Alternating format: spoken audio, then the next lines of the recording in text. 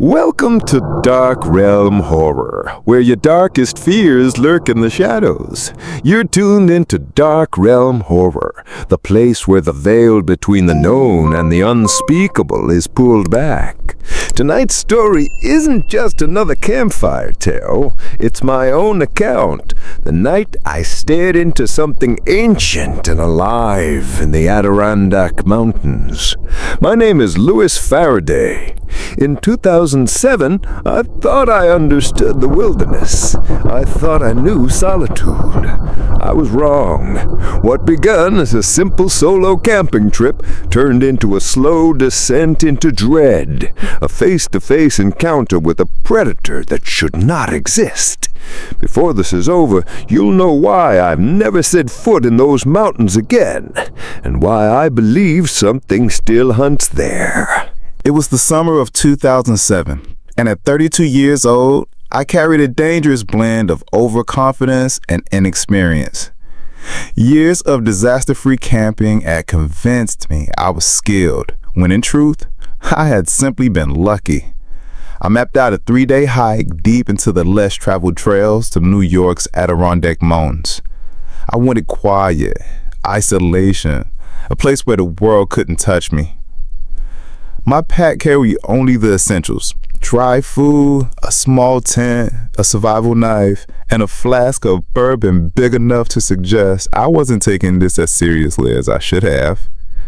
The air was crisp, the sunlight gentle, and the forest greeted me with the false warmth of a predator waiting for its prey.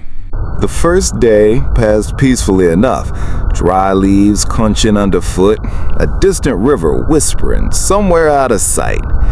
By sunset, I found a clearing surrounded by tall pines, their spires slicing into the fading light. It was unnervingly quiet, the kind of silence that makes you hear your own heartbeat. I told myself it was just the absence of people, the stillness I had been seeking. But that night, as I lay in my tent, I realized how oppressive the quiet truly was. Not a single chirp, not the hum of insects, just the hollow weight of stillness pressing against the thin fabric walls around me. The second day, the forest felt different, heavier. The first sign was subtle, deep claw marks raked into the trunk of a pine, impossibly high, far above where even a large bear could reach. Hours later, I came across an abandoned campsite. A tent was torn open like paper, its contents scattered across the ground. A tattered jacket lay crumpled in the dirt, dark stains soaking into the fabric.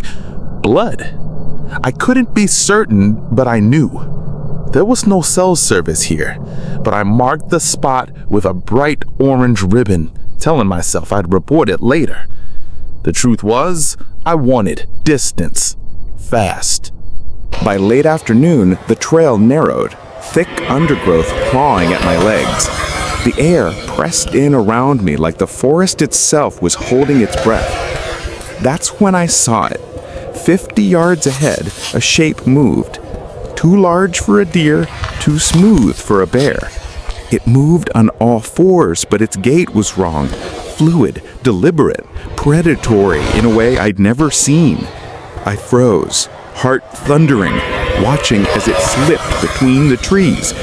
Its head snapped to the side, jerking like a reptile. In the fading light, I saw the glint of its skin, mottled, dark, almost melting into the shadows. Panic overruled logic. I turned and ran, crashing through the undergrowth, branches whipping against my face. My pack bounced violently on my back as the sound of my own breath roared in my ears. I didn't know if it was following me, but every instinct screamed that it was. Eventually, I burst onto a rocky outcrop overlooking a narrow ravine. My lungs burned, my legs shook, and then it came. The sound.